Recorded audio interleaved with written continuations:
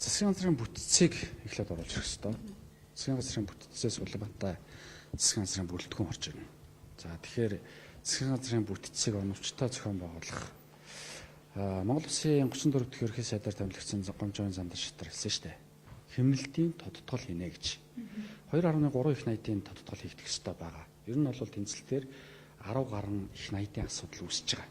Тэгэхээр бид нар цаашдаа энэ нүүрсний үн өнөөдөр $70 руу орсон. Цаашдаач унах хэлбэртээр ирээдүйд энийг босгохын тулд ямар бүтцтэйгээр ажиллах ёстой вэ гэдгийг нэг сайн харах хэрэгтэй байна. Тэгэхээр засгийн газрын бүтцтэй холбоотой асуудал дээр бол сая хасан бүтэн сайд дээр бол ажилласан болов уу гэж ойлгож байгаа. Тэгээд одоо өнөөдөр үдээс хойш засгийн газрын бүтцийн асуудлыг бол намын бүлгээр оруулж ирээд өргөжлүүлээд бол улсын хурлын чуулганд оруулна гэдэг ийм мэдээлэлтэй байна. Тэгэхээр өнөөдөр бол бүлэг ямар ч үсэн хуралдана гэсэн үг тийм үдээс хойш хуралдана гэдэг мэдээлэлтэй байна. Тий.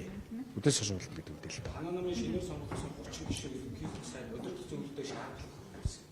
Үүнд таагаас оролцсон нь нэгдүгээр, хоёрдугаар энийг нь өөрөө Монгол Ардын намын нэг өмнөх одоо түүх тагч 32 33 бүлэг гэж ийм хагарал үүсчихсэн шиг ийм бас Монгол Ардын нам дотооддоо юм зөрчилдөөтэй байна гэсэн бас асуудлыг дотор ярьж байна.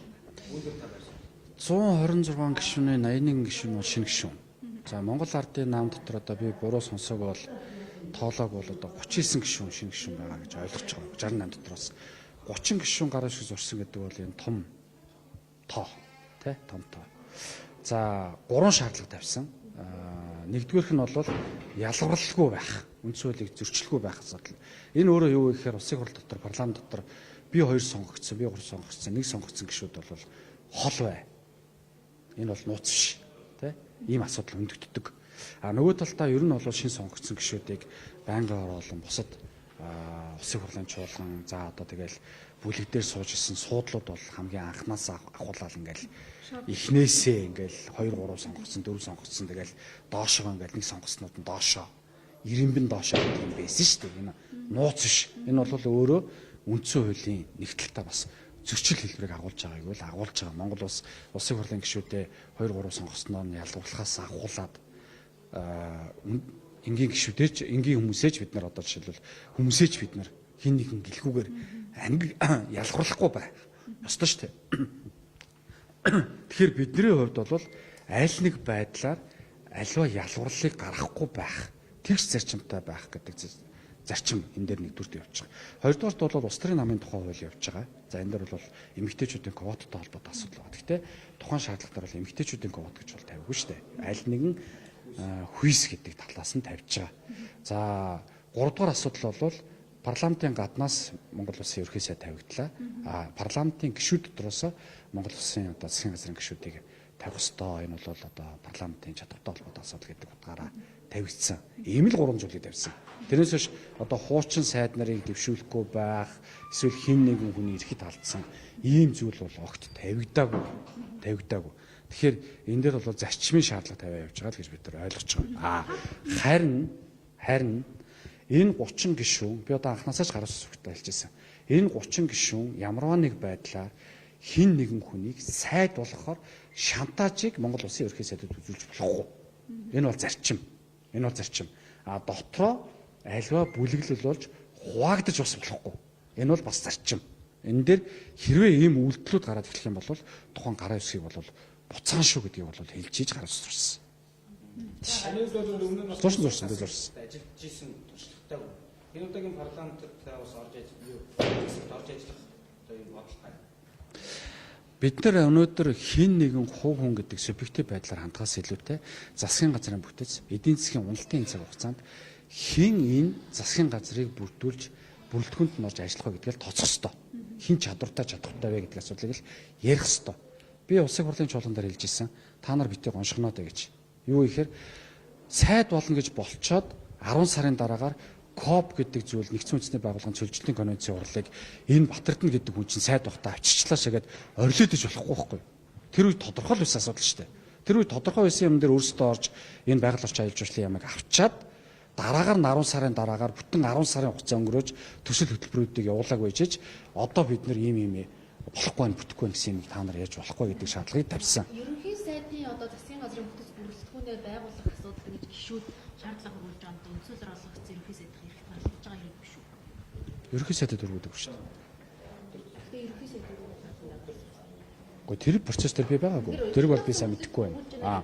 Монгол Ардын намын удирдах зөвлөл гэдэг бол ерөнхий сайдыг анх одоо санал болгосон. Тэндээ удирдах зөвлөл дээр шийдсэн. Удирдах зөвлөлөөс баг хурал руу оруулсан. Баг хурлаас улсын хурлд бүлэг рүү орж ирсэн. Ингээд улсын хурлд руу орж ирсэн. Процесс нь ингэж явж байгаа. Үндсэн хуулийн дээр ч байгаа. 63 болон түүнээс дээш. Тэ? Олонхыг бүрдүүлж байгаа засгийн газраа дангаар бүрдүүлэх хэрэгтэй. Тэр нь өөрөө намын олонхыг бүрдүүлж байгаа намд бүр ирэхэн байгаа шүү дээ. Санал болгох хэрэг. Тийм учраас өдөр зүйл тандж байгаа гэж ойлгож байна. Та бүхний хувьд ингээд дотооддоо ингээд хэнийг сайд дээр тавьгаа ярилцъя гэдэг байна шүү дээ. Гэвтэл одоо яг нэг юм 2-3 хүн хин сайд болохыг шийдэж байгаа юм шиг байна. Манай 68 дотор одоо жишээ нь хамгийн сайд дээр тэрийг тавья. Одоо зам тэрийг тавья гэж ярилцж байгаа зүйл байгаа юм. Гэхдээ одоо тийм байхгүй шүү дээ. Одоо бидний шүүмжлэлтэй хандаад байгаа ч л тэр ихгүй юу? Ядаж бүлэг дотор асуудлаа яриач. Хин нь ямар чадхтай юм бэ? Хин нэгэн хүн дагаж далдааж явдаг хүмүүсийг сайдаар тавих асуудал биш ээ. Хоёрдугаар хин нэгэн сайдаар ажиллаж хагаад би одоо үнэхээр сайн ажиллаж байсан мэгээд магтуулж хагаад сайдаар улирдагч процесс бас биш. Засгийн газар кабинет гэдэг бол нэг зарчимтай байх ёстой. Тэр нь юу вэ гэхээр ерөнхий сайд нь унвал засгийн газар огцорч байгаа. Ерөнхий сайдынхаа араас нь хутгашаага яваад иж болохгүй шүү дээ. Тийм үстэй. Кабинет унвал засгийн газар бүрэлдэхүүнээ огцорч байгаа. Тэнд дараагийн кабинетод орох ёс зүйтэй байгаа юу гүй юу гэдгээ өөрсдөө бодох хэрэгтэй. Нэг үлгэрт. Тэрэн дээр одоо ингээд харж байгаа зү. Бүгдээрээ л сайн ажиллаж исэн гişүүд л болоод байгаа зү. Одоо баг ерөнхий сайд нь ганцаараа муу бусан сайн ажиллаж исэн юм шиг л сошиал дээр өөрсдөө магтуулж шүү дээ. Ичих хэрэгтэй шин эндээсээ. Хамтын хариуцлага хүлээх ёстой л гэж үзээд байна л да тийм ээ. Ер нь засаг огцорчлоо гэдэг юм. Гэхдээ тэгээд бүгдээрээ сайн ажиллаж исэн бол ягаад төсөв нь 2.3 их найдвар тасарчсан юм. Ягаад өнөөдөр ийм олон асуудлууд үүсцээ. Тэгвэл сайн засгийн газар байсан бол сайн засгийн газар үгүйжлээд явах хэрэгтэй үстэй. Ганцхан ерөнхий сайдад итгэл үзүүлэх эсэгтэй холбоотой асуудал биш шүү дээ. Итгэл үзүүлэх асуудал бол засгийн газар буюу кабинетэд өөрөөр хэлбэл тухайн салбар болгон дээр ямар асуудлууд үүсчихсэн, яаж ийжсэн бэл гэдэг асуудал шүү дээ. Гэхдээ тэгээд сайн ажиллаж исэн бол дулаан цэцэрлэгээс станц 3 ягаад дэлбэрчиж байгаа? Ягаад шатчихж байгаа? Тэнд ягаад асуудлууд үүсээд байгаа? Ягаад эрчим хүчний үнийг нэмээд ахад эрчим хүчний хангалтан дээр нь асуудлууд нь үүсээд одоо ч гэсэн тасарсан ивэрэл байгаа юм. Ягаад тэнд сайн ажиллаж исэн бол байгаль орчны яам нь тэнд байсан мэргэжлийн ажилчдыг халаад солиод жолооч авч тавьж байгаа юм. Тийм биз дээ. Процесс ерөөсөө л юм шүү дээ. Тэгээд өөрсдөө сайн ажиллаагүй гэж өнөөдөр хамгийн сайн ажиллаж исэн ерөнхий сайд муу ажиллаж исэн юм шиг ийм мэдээллийг сошиал орчинд энэ сайд нар түгээх гэж болохгүй. Энэ бол зарчмын асуудал. Энэ бол ёс зүйн асуудал. Ичих хэрэгтэй тэр сайд нар. Гэхдээ энэ асуудал танаа нам дотор ер нь нэг талтай гарах ёстой болчиход байна л да. Хугацаа алдахгүйгээр тэгэхээр ер нь ойлголцсон гэсэн үг. Одоо яана гэсэн үг. Өнөөдөр одоо жишээлбэл бүлгийн хурлаар нь бүтцүүлэлтүүний асуудал байгаа яг орж ирэх нь тодорхой юу гэдэг. Тэгэхээр юм маргаан үүсээд. Энд ч одоо процессор л явж штэ. Ерөнхий сайдыг бид нар сая өнгөрсөн 7 хоногийн парламент сүүлийн өдөр шахуулаад бид нар ингээд улсын хурлаас томилоод өгчлөө. Ерөнхий сайд бүр ирэхин хугацаа одоо эхэлчихсэн явж байна. Тэр хүн засгийн газрын бүтцүүлэлтүүнээ цаашдаа бид нар доктортой байдлыг эрхэмлэх ёстой. Доктортой байдлыг эрхэмлэхэд тулд ерөнхийлөгчтэйгөө улсын хуралтайгаа тэнд байгаа одоо ирэх барьж байгаа намтайгаа бас сөрөг хүчигээ явж байгаа намуудтайгаа бас зөвшөөрлөх ёстой. Энэ хагасан бүтэнсэн өдөр шиг бүх нийтийн амралтын өдөр. Тэгээ энэ амралтын өдрүүдэд ерөнхий сайдыг бол тасралтгүй ажиллаа л гэж харж байгаа. Тэгээ өнөөдрөөс бол асуудлууд нь орж ирээд явах болов уу гэж л харж байгаа шин. Та бүхэн ардчилсан намаас бусад одоо энэ улсын хурал цөм судалтайгаа тийм намуудтай хамтрах үгүй бол дангаараа гэдэг үндсүүлээр олгогдсон эрхийнхээ хүрээнд дангаараа засаглах гэдэг хоёрын алин дээр нь юу яг санал нэгтэй байна үү? Би баг хурал ерөнхий сайдтай холбоотой асуудал үүсээд баг хурал эхэлж хат л ярьж ирсэн 68 58 гэдэг тоо байна. 58 гэдэг бол том тоо.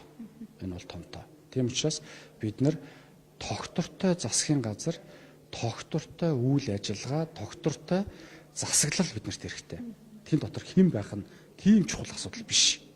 Тийм учраас улсын хуралтайгаа, ерөнхийлөгчтэйгөө, сөрөг хүчнтэйгээ ойлголцоод явах хэмжээний наан дотроо ойлголцоод явах хэмжээний л хүнийг ерөнхий сайдаар томилох шаардлагатай гэж хэлж ирсэн дээ. Энэ байр суурь дээр л байгаа. Энэ улсын хурлын гишүүд бүгдээрээ ард түмнийхээ төлөө гэдэг тангар хүргэсэн хүмүүс. Намынхаа төлөө гэж тангар хүргэсэн нэг ч хүн энэ дотор байхгүй. Тийм учраас ард түмнийхээ төлөө гэж тангар хүргэж орж ирсэн бол хин нэг нь энд гоншгоноо дэлгүүгээр энэ үйл ажиллагаа цаашдаа хамтрах бол хамтралаараа л явах хэрэгтэй. Би бол тийм л зарчим дээр байгаа.